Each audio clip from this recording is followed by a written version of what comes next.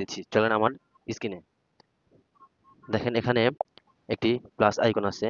এই প্লাস আইকনে প্রেস করার পরে দেখেন আমি যে কোনো একটি ভিডিও এখান থেকে সিলেক্ট করলাম। আমার আগে ভিডিও বানানো আছে, আপনারা এভাবে আগে ভিডিও বানিয়ে রাখবেন, সিলেক্ট করতে সুবিধা হবে। আমি সিলেক্ট আপনারা যে ভিডিওটা বানাইছেন এর ডিটেলস এবং ক্যাপশন ইউর শর্ট।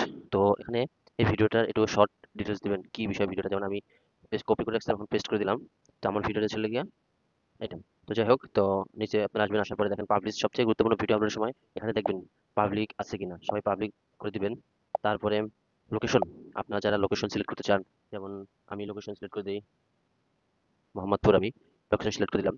গুরুত্বপূর্ণ যে মেইন সমস্যা, সিলেক্ট অডিয়েন্স, আপনারা সবাই দেখতে পাচ্ছেন এখানে সিলেক্ট অডিয়েন্স, এটা হচ্ছিল মূল সমস্যা।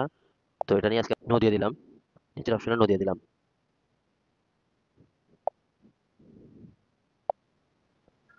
সিলেক্ট অডিয়েন্স করা শেষ। এবার আমরা আছি নিচে, এখানে দেখেন এখন আপলোড দিয়ে দেবো, আমাদের ভিডিওটির মূল কাজ শেষ।